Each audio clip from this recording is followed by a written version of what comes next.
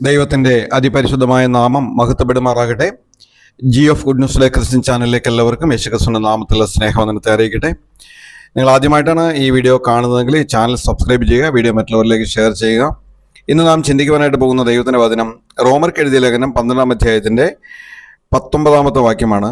നിങ്ങൾ തന്നെ പ്രതികാരം ചെയ്യാതെ ദൈവകോപത്തിന് ഇടം കൊടുക്കുവിൻ, പ്രതികാരം എനിക്കുള്ളത്, ഞാൻ പകരം ചെയ്യുമെന്ന് കർത്താവ് അരുളിച്ചെയ്യുന്നു. ദൈവമക്കളായിരിക്കുന്ന നമ്മുടെ ജീവിതത്തിലേക്ക് ശത്രു പലവിധമായ ആക്രമണങ്ങൾ അഴിച്ചുവിടുമ്പോൾ, അത് പല രീതിയിൽ ശല്യങ്ങളെ തുടർച്ചയായിട്ട് ചെയ്യുമ്പോൾ, മനുഷ്യൻ എന്നുള്ള നിലയിൽ ഒരുപക്ഷെ നമുക്ക് പ്രതികാരം ചെയ്യുവാനുള്ള ചിന്തകൾ വന്നു എന്ന് വന്നേക്കാം. എന്നാൽ തിരുവെഴുത്ത് നമ്മെ വ്യക്തമായിട്ട് ഓർപ്പിക്കുന്ന കാര്യമുണ്ട്. ദൈവം കോപത്തിന് ഇടം കൊടുക്കുവിൻ, നമ്മൾ പ്രതികാരം ചെയ്യാതിരിക്കുക. കാരണം എന്താണെന്ന് വെച്ച് കഴിഞ്ഞാൽ, പ്രതികാരം ദൈവത്തിനുള്ളതാണ്. ദൈവം പകരം ചെയ്യുന്നവനാണ്. പക്ഷെ നമ്മൾ ചിന്തിക്കുന്നത് പോലെയും നനയ്ക്കുന്നത് പോലെയുമല്ല ദൈവം പകരം ചെയ്യുന്നത്. ദൈവം വളരെ ദീർഘക്ഷമയുള്ളവനായതുകൊണ്ട് അവർക്ക് നമ്മളെ ശല്യപ്പെടുത്തുന്നവർക്ക് മാനസാന്തരപ്പെടുവാനുള്ള അധികമായ സമയം ദൈവം കൊടുക്കും.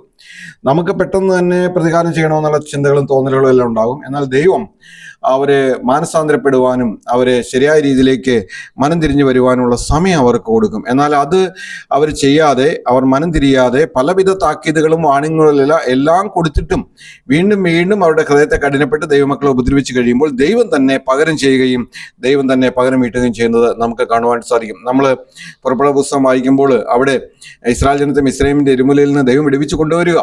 അങ്ങനെ കൊണ്ടുവരുന്ന സമയത്ത് അനവധി ദൈവം ആരാണെന്ന് അനവധി കാര്യങ്ങളിലൂടെ അത്ഭുതങ്ങളിലൂടെ എല്ലാം ദൈവം അവർക്ക് വെളിപ്പെടുത്തി കൊടുത്തു. എന്നാൽ അതൊന്നും മനസ്സിലാക്കാതെ അവരെ പിന്തുടർന്ന് വരുന്ന ഫറവോനെയും അവന്റെ സൈന്യത്തെയും ദൈവം നോക്കിക്കൊണ്ടിരുന്നു. പല ന്യായവിധികൾ ദൈവം അയച്ചു, പല അത്ഭുതങ്ങൾ കാണിച്ചു കൊടുത്തു, പല രീതിയിലും അവരുടെ ജീവിതത്തെ കുഴപ്പം പിടിച്ചതാക്കുവാനൊക്കെ ദൈവം ശ്രമിച്ചിട്ട് അവരുടെ ഹൃദയത്തെ കഠിനപ്പെടുത്തുകൊണ്ട് ഇനിയും അവരെ വിട്ടയക്കുന്നത് ശരിയല്ല, അവരെ പിന്തുടർന്ന് പിടിക്കണമെന്ന് വിചാരിച്ചുകൊണ്ട് അവരുടെ പിന്നാലെ വരുമ്പോൾ ഇസ്രായേൽ ജനം നിലവിളിച്ചപ്പോൾ ദൈവം മോശയോട് പറഞ്ഞു, നീ എന്തിനാണ് എന്നോട് നിലവിളിക്കുന്നത്, നീ നിന്റെ വടി നീട്ടുക എന്ന് പറഞ്ഞപ്പോൾ ദൈവം ചെങ്കടൽ രണ്ടായിട്ട് ഭാഗിക്കുകയും ഇസ്രായേൽ ജനം ഉണങ്ങിയ നിലത്തൂടെ മറുകരയ്ക്ക് പോവുകയും ചെയ്തു. ഈ കാഴ്ച കണ്ട മിസ്രൈമ്യര് ഇസ്രായേൽ ജനത്തെ എങ്ങനെയെങ്കിലും പിടിക്കണമെന്ന് നിരൂപിച്ചുകൊണ്ട് കടലിന്റെ നടുവിലേക്ക് ഇറങ്ങി ചെല്ലുകയാണ്. ദൈവം അതുവരെയും നോക്കിക്കൊണ്ടിരുന്നു, ക്ഷമയോട് നോക്കിക്കൊണ്ടിരുന്നു, പലവിധ താക്കീതുകൾ കൊടുത്തു.